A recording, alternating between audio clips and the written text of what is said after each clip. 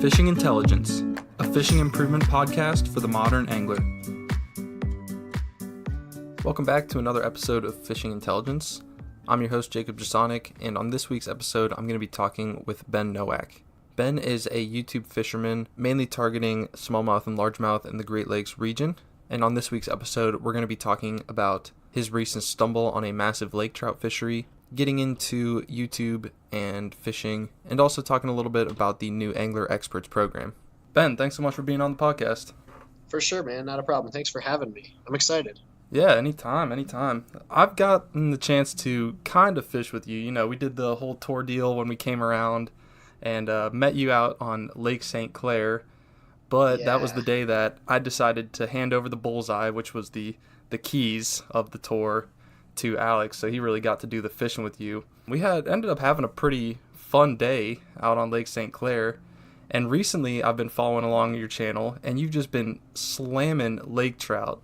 Like, what's the deal with this lake trout bite? How'd you even find them? I'm perplexed.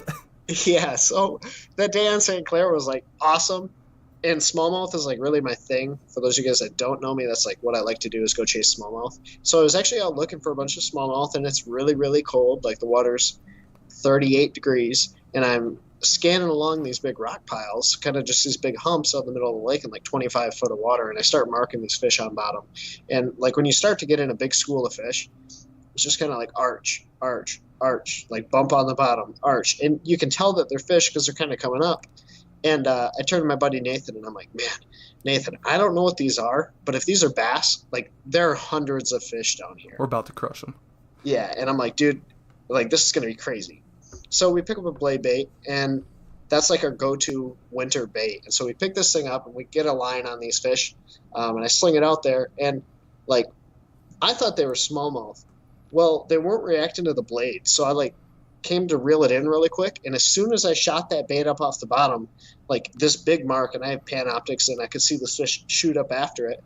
Well, when I like cranked that bait in really quick, the fish shot like straight up off bottom after it. So I killed it real quick, and he ate it, and I hooked this fish, and I go, dude, that's not a smallmouth. That's a log. Well, yeah, I'm like, that. I don't know what this is, but it's not a smallmouth. It's like these giant head shakes. Well, we get it in, and we're like, dude, that's so cool. Like, I'm amazed that it's a laker. It's like a 10-pound lake trout, which for us at the time was like a giant laker.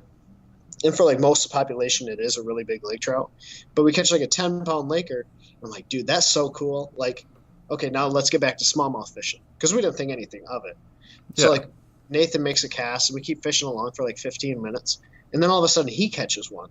And so like within 15 minutes, we catch 2 lake trout over 10 pounds. We're like starting to freak out. And then we just ran the same pattern in like the same spot all day long. And that day we caught over 60 lake trout, which we like sat down at the end of the day. We're like, okay, between 10 o'clock and 6 o'clock p.m., that's 8 hours. We caught 60 lake trout. That's about a fish every 6 minutes or every 8 minutes. And like we figure this all out. And I mean, dude, it's just been insane. Like this fall has been dumb. That's wild, because it's like when you're going out to look for smallmouth, and then all of a sudden you just find this insane school of 60 lakers. Like a 60 smallmouth day would be wild, and then you think lake trout. I think they're more elusive personally. Yeah. And all of a sudden you're just laying into 60 of them. Like that's insane. Well, to kind of give you guys a little bit of an idea, like in my life. And I fish for smallmouth a lot. In my life, I've caught 2 lake trout. And the biggest one was like 6 or 7 pounds. So when I hooked that 10-pounder, I was like freaking out. Well, when you start catching these fish and they're fighting for like 3 minutes, it's crazy. It's not like you're going out and catching 2-pound fish. You're catching like anywhere from 7 to 18-pound lake trout. And these are like gigantic, prehistoric looking fish. I mean, it was so cool. It was one of those days where like, your arms hurt afterwards. And like I text Nathan the next day, and I'm like, dude, I am so dead right now.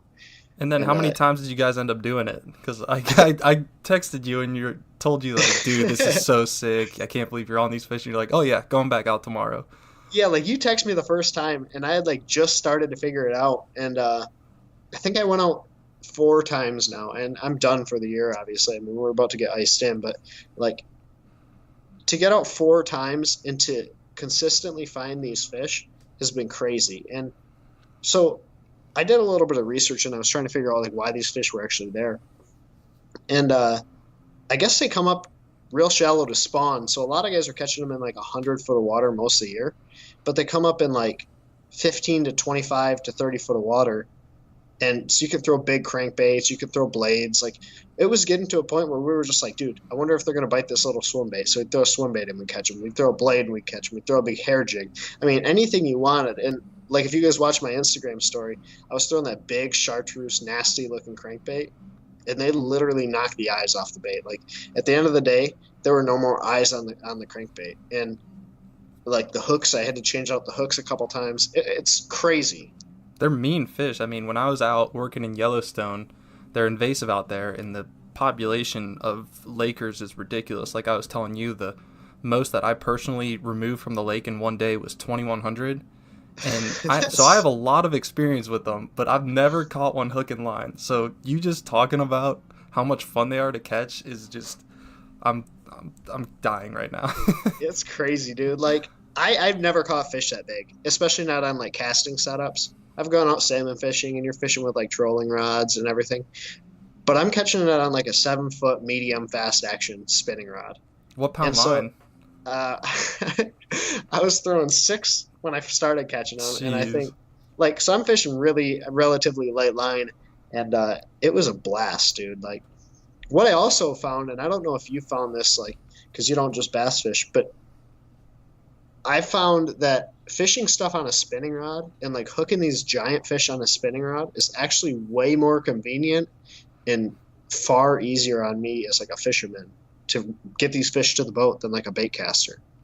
And I don't know if you've seen that, but like the drag systems on these spinning rods is just so much more efficient than having to back down the drag on your bait caster and like pull line out of it. Like if you watch that video I filmed for Angler, like I ended up catching that fish while he's like trying to surge and run, and one, there's no drag. Like I tightened my drag down, and two, like you have to click off the drag, like pull line out, hand line out. I mean, so for any of you guys, definitely tricky with the bigger fish. I mean, the spinning rod, that's why they use them in saltwater. They use the spinning gear because it's like you have to have that smooth drag, and the bait caster just you don't get that. Yeah, it's like all thumb, because as soon as they go to pull line, you only have like a drag, like a carbon fiber drag system on one side of the reel for a bait caster, so it can't spin free.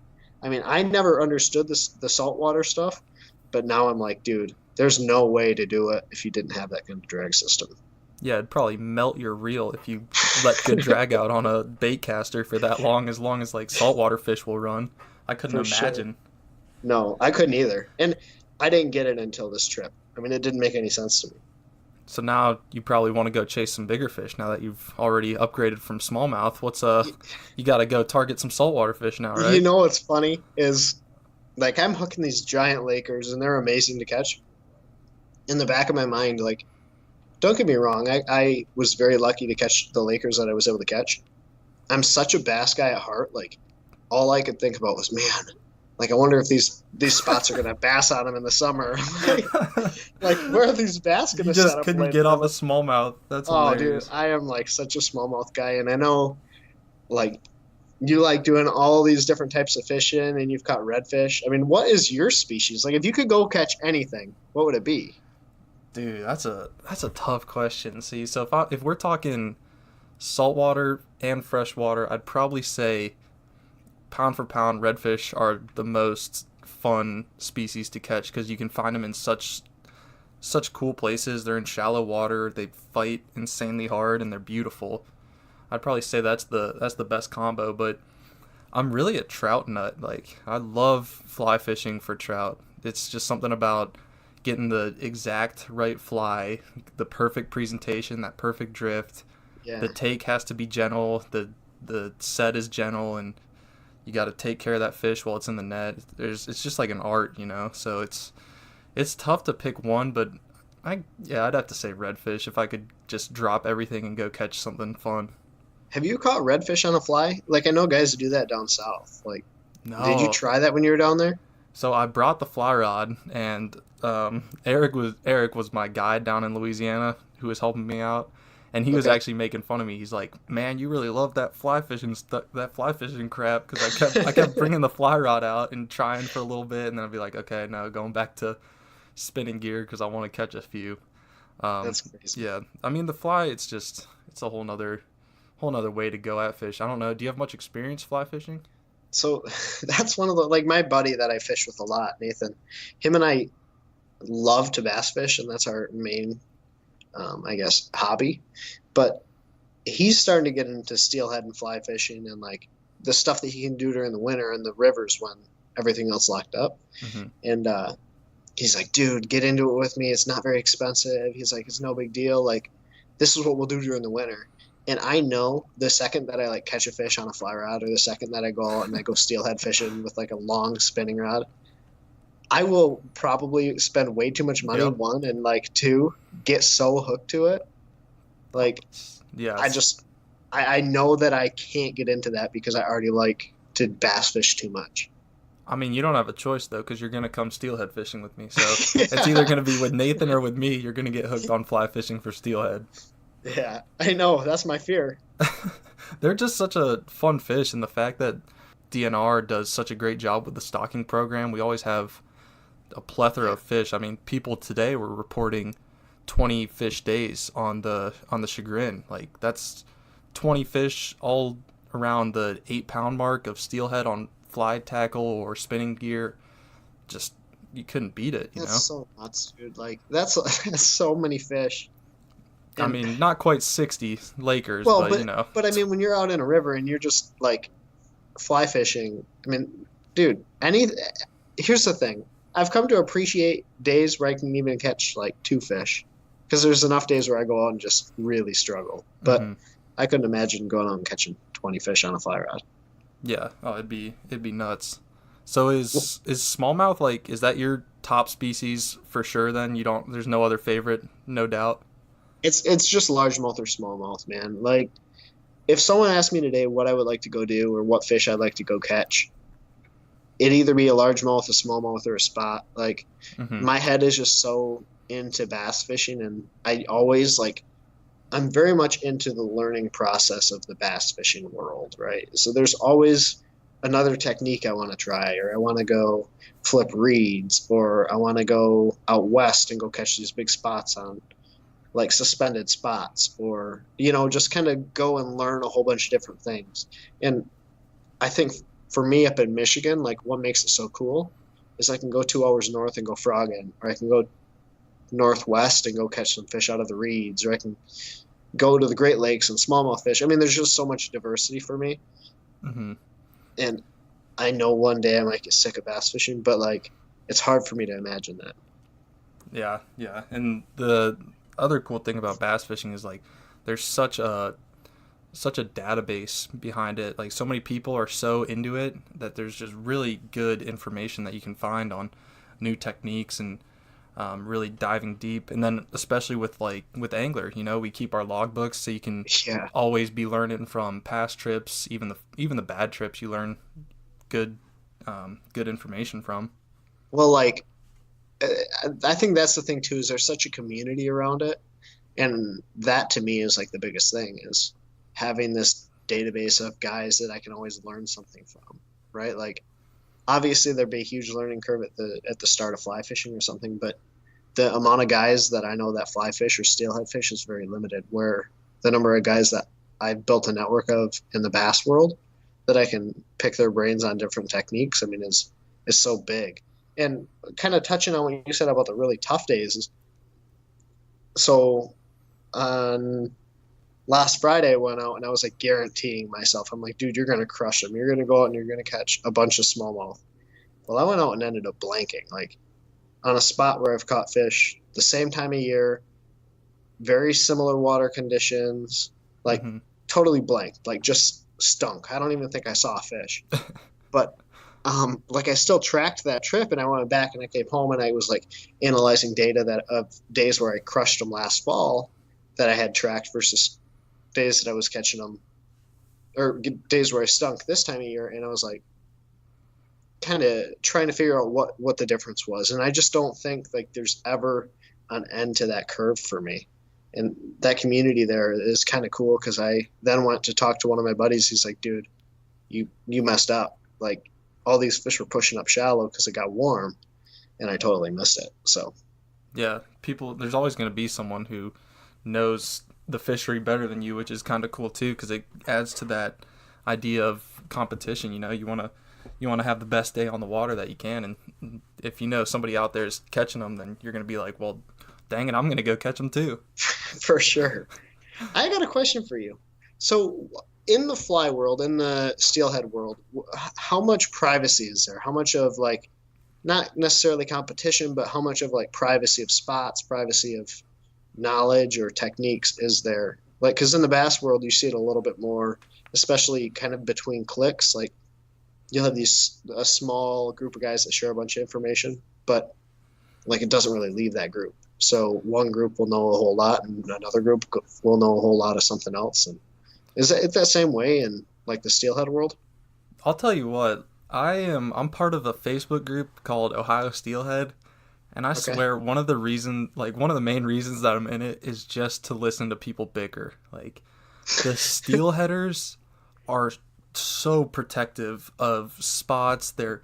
It's like at least 3 complaint posts will be made a day. Like, yeah, I was out swinging the fly and somebody low-holed me. They walked within 15 feet of me and didn't ask permission to fish the same hole that I was in. And then you'll get 102 replies saying, oh, you're totally in the wrong or you're totally in the right. And man, it's like, at some point, you just got to understand there's only 5 rivers in Ohio that steelhead run up in. So there's really not a whole lot of privacy in the steelhead world, at least in Ohio, because Right. there's just not that many places that they can be, you know? Right. But I think other places there would be more, like if you're talking the Pacific Northwest, where there can be in a lot more locations, then obviously I'm sure there's more clicks where information stays within a group. But I've had the privilege of fishing with 2 of the best guides for Ohio Steelhead, which are Jeff Blood and Josh McQueen, and they're both guys who like they have actual secret spots. There aren't many steelheaders in Ohio with secret spots, but those 2 guys like they've been to every single little creek off of a creek off of a creek off of the main river. And so obviously there are guys who know more, but it's hard to find secret spots or secret clicks in Ohio for steelhead. Yeah, for sure. And like, I find it kind of funny because like all these big Lakers that I was catching, there's not going to be any video posted aside from that one bullseye clip that I made. And some of it has to do with kind of like that secrecy or privacy that these steelheaders and these trout guys have. Mm-hmm. And some of it has to do with just the fact that I don't want guys going out and ruining that resource. But like, I know that if I post that video, it'll get a lot of love. I have no doubt, but it will also get kind of the wrath of those guys that see it as like this secret resource, or maybe I violated someone's spot, or Yeah, see it as a threat to their right, fishing. exactly. So I was just kind of curious about that because I mean you kind of see it a little bit in the bass world, but I think it gets amplified, especially in the world of, I guess I don't want to say bank fishermen, but steelheaders and guys that like to fish these smaller rivers. Yeah, those like specialty fishermen, because I think steelhead are considered they're obviously not as plentiful as bass. You can't catch them year round, so when the time rolls around, all these people that have put a lot of money into it, they want to be guaranteed their fish, and Yeah, anytime that a spot gets blown out, they'll definitely let you know. Like I've posted a video of a spot and it's still, I think it has like 10,000 views or something, but it's still getting angry comments year in, year out.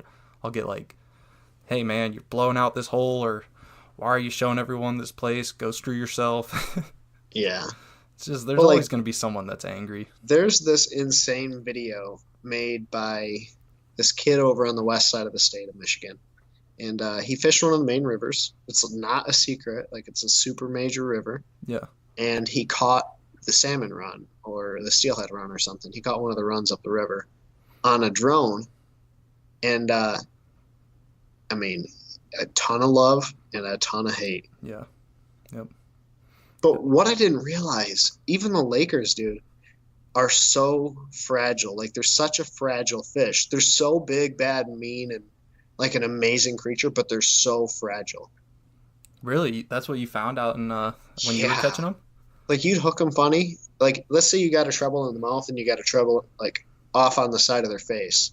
Like if that treble on the side of their face just pulls wrong, or you hit one of their gills just a little bit, like where a bass would maybe bleed just a little bit, like steelhead, it's like over.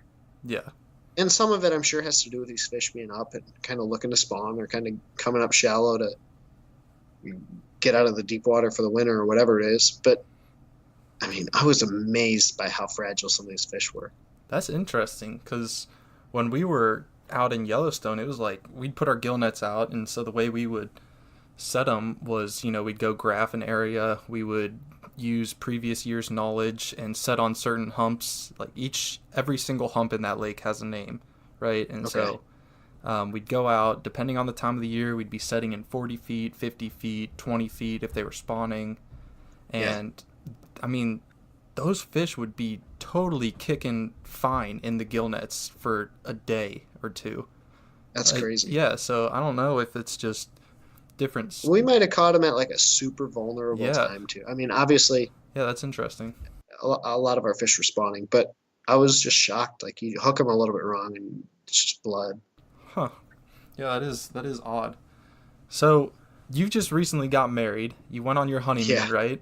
Yep. Was there any fishing during the honeymoon, or was that So strictly for anyone that's going to go on a honeymoon and consider the idea of fishing, don't do it? first of all, check with your soon-to-be wife before you go. And number two, look at all the fishing reports before you go. Like I went to St. Lucia, for example, and I made sure to look at all the fishing reports in the area, like the day before even, Mm-hmm. and on my wedding day. But my wife will never know that unless she listens to this podcast. But um, I saw like there was this big storm that blew in, and it blew out like half the island. Like everything was basically chocolate milk, which is normally like really clean water, and that's a better fishing side. Well, I knew going in that guys weren't catching fish, and guys weren't catching like any fish. Whereas typically they'd be catching big dolphin, they'd be kept catching like um, all these different types of saltwater fish. They were talking about like um, some sort of tuna, like a small tuna. I don't know what it was, but so we got to the beach, and one of the big things when you get to the beach is there are all these vendors, all these guys want to take you out fishing or take you on excursions. All these guys would like flock to us, especially like wearing a fishing hat or with Costa sunglasses. They all come up and ask if I wanted to go fishing. Uh, Well, needless to say, there were like 6 or 7 other couples that we made friends with, and like 3 of them had gone on this fishing trip. And we talked to them the next day. We're like, guys, how was the trip? And they're like, there were 10 boats with 3 people each. Not a single boat caught a fish. oh my god. And so I guess my piece of advice for anyone going on a honeymoon or on a trip like that, look at the fishing reports. Because had I not known, like Kylie had already given me the green light to like, hey, if you want to do a deep water fit or a deep sea trip, like go. Like take a half a day, I'll go to the spa or whatever. Yeah. And so yeah, just check the fishing reports because I'm very glad I didn't go. I didn't spend the money doing that. That's a pro tip right there for Yeah. anybody that's gonna get married soon. Won't be in my Yeah. future anytime soon, but if someone's listening, make sure you take that advice and run with it. Yeah, for sure, for sure. When did you actually start your YouTube channel? So uh, that's kind of like it's a difficult question. So I started the channel back in 2012, but when I started the channel, it was like when Brandon Pollinuk and a couple of these pros were just doing these montage videos. I remember like one of Brandon's early videos where he played the sail music and he was down in Florida fishing and he was like, he made like one long cast with a swim jig and he's swimming that bait back. And as soon as the bait drops, he hooks his fish and boat flips like a giant. Then like Miles Berghoff made the same sort of video like that. So I got into it in 2012, just doing some of the montage stuff and not really taking it too serious. Like if I went out and caught a ton of fish, I'd have a GoPro running Mm-hmm. and I'd make a video. And then I kind of let it fade away. And then I always liked doing the video stuff, but just never had an outlet for it. Came back to it in 2015, 2014, and started going like really hard. And so since 2015 or 2016 is when I really started pushing it. I've kind of gotten where we are today. I've fished with a lot of really cool guys, met a lot of really amazing people, a lot of really amazing companies, and had a lot of really cool opportunities through that. That's something that a lot of people have circled back around to in these podcasts is the community, the strong community that's behind the fishing industry. Yeah. I think it gets overlooked a little bit. Like, you hear a lot of the bad news about the industry. You hear a lot of like the discontentment between companies or between organizations or people. But what a lot of people tend to overlook, I don't want to say entirely, but tend to overlook, is the community around it. Like, I've not met anyone that I can really say is a bad person in the industry. Everyone's willing to help. Everyone's like super open, and it's just an awesome community to be a part of, both in the YouTube industry as well as just in the fishing industry as a whole. Absolutely. So do you have any exciting plans for your 2019 season coming up here? I'm working on a couple different things. If something plans out, it could change kind of everything, but I'm hoping to travel a little bit, maybe go to some lakes I've not visited before. I'm going to go down to the Classic again in Knoxville this year, is where my buddy Alex Rudd lives. So I'm going to go down there. I'm going to stay with him. We're going to check out the Classic and that whole expo and kind of just have fun. But for the most part, dude, I've made so many cool connections where I could call you up for a weekend and just like go down there and steelhead fish, or like we could meet up at Erie, or I could go to Tennessee or Florida. And so it's just kind of winging it, man. Yeah, and then you also have any of the guys that are with the angler crew too. Since we got that expert program started, I'm sure anybody that you dial up in that Facebook group is more than happy to house you and show you a cool fishery. That's what I'm super pumped about too. So for those of you guys that don't know, or I'm sure Jake's talked about it, but there's this group of guys called Angler Experts, and we have this big collective group where we are talking like every single day. There's tons of new content we're posting on there and sharing with each other. And so it's this big group of guys that we can just kind of bounce ideas off of and talk to and just have that connection with, which is really, really, really cool. Yeah, and a lot of that stemmed from the first round of the tour. And when I got to travel around, fish with, I don't even know how many people, but a lot of those guys now are part of the expert program. And I mean, everybody in this group is just, they're good people, you know, they're happy to work with us, post articles, keep up with Facebook content. And it's just, it's a good group of dudes that are really into fishing. And anybody that's visited the resource center or the community page on angler.com has seen a lot of the expert articles that are being put out right now. And it's just something that's pretty awesome that we're really excited about. For sure. And I've actually gone through a bunch of the articles. Like, so my buddy Shay Baker, he's writing articles for Angler, and there's just a ton of really, really, really good information on there, both about bass fishing and as well as like a ton of other species. Like, I saw one about catfishing that I would have had no idea about, or there were some articles about like all these different types of fishing that I had no clue were like a big thing. And I think it's cool to see like us all come together in the same place. Or like a guy took over the Angler page the other day and went peacock bass fishing, which was awesome. Like, it's just really cool to see all these guys come together from across the country like that. Definitely. So we're coming up on time here, but let me get one more little conversation piece from you. Okay. If you had to give advice to a starting YouTuber, what would your advice be in the fishing community? In the fishing community, okay, so I'm going to give two different pieces of advice. One is a YouTuber, and one is just a fisherman or an angler. Okay. And then kind of I'll blend the two at the end. As a fisherman in the industry, the biggest thing is start to build a network. So whether it's local guys, if you're a young angler and you want to learn how to fish, find some sort of mentor, find someone that'll get you out on their boat if you don't have a boat, or do a lot of bank fishing if you have that opportunity. But just spend as much time around the sport, building a network, whether it's local or whether it's international. And for anyone that's listening to this podcast, if you ever want to talk fishing, hit me up on Instagram, send me a message. any of my social channels at brnowak_fishing. I'll respond to you guys. I try to get back to every single person. So the network doesn't just have to be local. It can be via social media as well. Some of my best friends I've met that way. So build the network. And for the YouTube side of things, just post as much as you can. Like if I have one piece of advice and you want to grow, just post as much as you can and have fun with it. Not everyone's going to be a 1 million subscriber channel. Trust me, it's very, very, very difficult. It takes an insane amount of luck.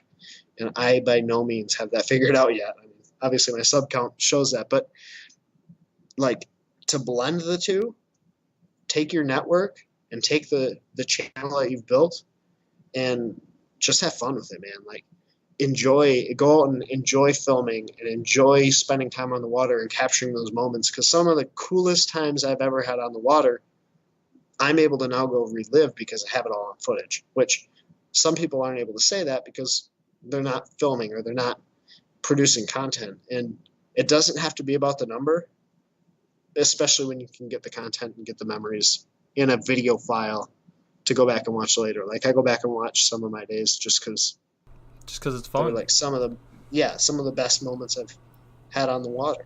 Yeah, I totally get that, and I've gone back in my YouTube channel, and you know, if I'm feeling nostalgic, I'll go watch my Yellowstone videos of catching trout on the fly out there. But it's definitely, it adds a whole nother layer to your fishing if you film it as well.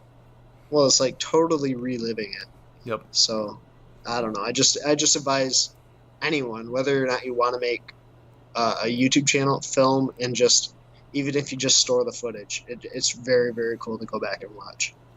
Well, that is a great piece of advice, and that's where we're going to end this podcast. Make sure you guys go check out Ben's channels, his Instagram, and his YouTube page. And Ben, thank you so much for hopping on.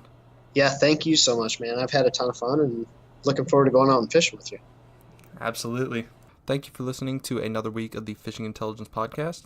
Make sure that you guys are subscribing to the podcast on the Podbean platform, iTunes, Spotify, and Google Play. And as always, we'll catch you next week.